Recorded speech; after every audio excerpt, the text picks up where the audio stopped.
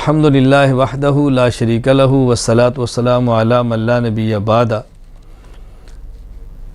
روزہ رکھنے کے لیے کوئی شخص سحری کر رہا ہے، یعنی کچھ کھا رہا ہے یا پی رہا ہے، اور اندازہ ہوا کہ اذان ہونے لگی ہے تو کھانا اور پینا بند کر دے، اس لیے کہ روزے کا تعلق اذان کے ساتھ نہیں وقت کے ساتھ ہے۔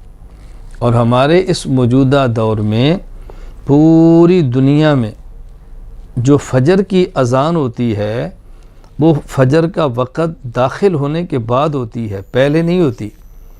اس لیے اذان کا اندازہ ہو کہ شروع ہونے لگی ہے، اسی وقت کھانا اور پینا بند کر دے۔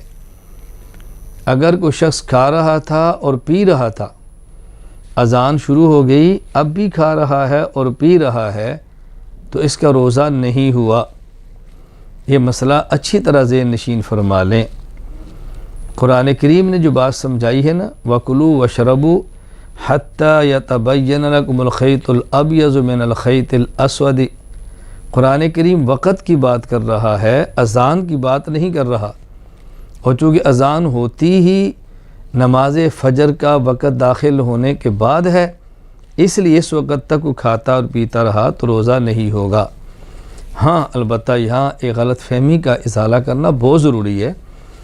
آج کے دور میں بعض لوگ کہہ رہے ہیں کہ نہیں جی، اگر اذان شروع ہو جائے، کھا رہا ہو پی رہا ہو تو کھانے اور پینے کو جاری رکھنا چاہیے، اس لیے کہ حدیث پاک میں ہے، رسول اکرم صلی اللہ علیہ وسلم نے فرمایا، اذا سمع احدکم النداء والاناء علی یدہ فلا یضعہ حتی یقضی حاجتہ منہ۔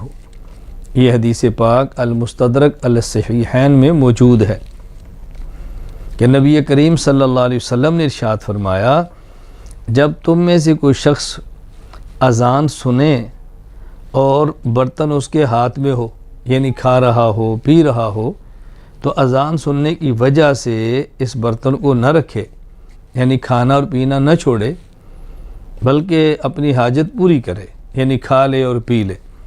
تو جب حدیث پاک میں آ گیا، اللہ کے نبی فرما رہے ہیں کہ اذان شروع ہونے کے بعد بھی کھانا پینا جائز ہے، تو علماء کون ہوتے ہیں، فقہا کون ہوتے ہیں کہ منع کریں؟ ہم نبی پاک کی بات مانیں گے یا علماء فقہا کی بات مانیں گے؟ یہ اچھی طرح اس کا جواب ذہن نشین فرما لے تاکہ کبھی الجھن نہ ہو۔ اصل بات یہ ہے کہ حضور اکرم صلی اللہ علیہ وسلم کے دور میں صبح 2 اذانیں ہوتی تھیں، اور یہ صحیح مسلم میں موجود ہے۔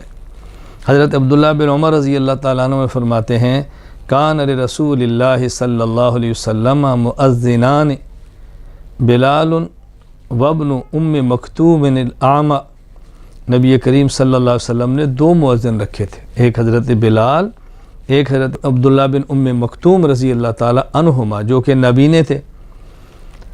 رسول اللہ صلی اللہ علیہ وسلم فرمایا کرتے، ان بلالا یؤذن بلیل فکلوا واشربوا حتی یؤذن ابن ام مکتوم، بلال پہلی اذان دیتا ہے جو کہ رات میں ہے، تہجد کے لیے ہے، لہذا بلال کی اذان ہو تو کھاتے پیتے رہا کرو۔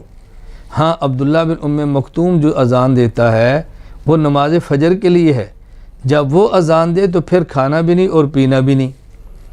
اب دیکھیں آدھا مسئلہ بیان کیا گیا نا، آدھی حدیث بیان کی گئی۔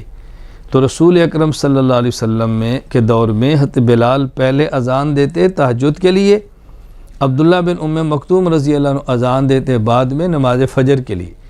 اور یہ جو اذان کے دوران کھانے پینے کی اجازت ہے، یہ وہ پہلی اذان ہے جو حضرت بلال کی ہے، جو تہجد کے وقت میں ہے، اور جو ممانت ہے وہ دوسری اذان پر ہے جو عبداللہ بن ام مکتوم کی ہے رضی اللہ عنہ، نماز والی۔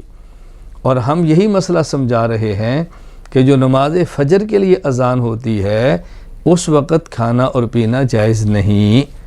اللہ تعالیٰ کا بڑا شکر ہے کہ بحمد اللہ تعالیٰ احناف فقہا اہل سنت والجماعت، ان کے سامنے ایک حدیث نہیں ساری حدیثیں ہوتی ہیں۔ بعض لوگوں کے سامنے ایک حدیث ہوتی ہے تو مسئلہ اور بتا دیتے ہیں۔ الحمدللہ اہل سنت والجماعت، احناف، علماء، فقہا، ان کے سامنے ساری احادیث موجود ہوتی ہیں، اس لیے مسئلہ غلط نہیں بتاتے۔ میں اپنے تمام دوستوں سے، بھائیوں سے، ماؤں بہنوں اور بیٹیوں سے گزارش کروں گا، آپ حضرات ہماری طرف سے جو فقہائے احناف کے مسائل آ رہے ہیں وہ دلائل پر ہوتے ہیں، بغیر دلیل کے نہیں ہوتے۔ آپ اطمینان رکھا کریں، اور جب کوئی ہم مسئلہ بتائیں اس کے خلاف اگر آپ کو کوئی حدیث پیش کرے، آپ گھبرائیں مت، آپ ہمارے سے رابطہ کریں، رجوع فرمائیں، ہم بتائیں کہ اس حدیث کا مطلب کیا ہے جو سمجھنے میں غلطی ہوئی ہے۔ اللہ تعالیٰ ہمیں سمجھنے کی توفیق عطا فرمائے۔ وآخر دعوانا ان الحمد للہ رب العالمین۔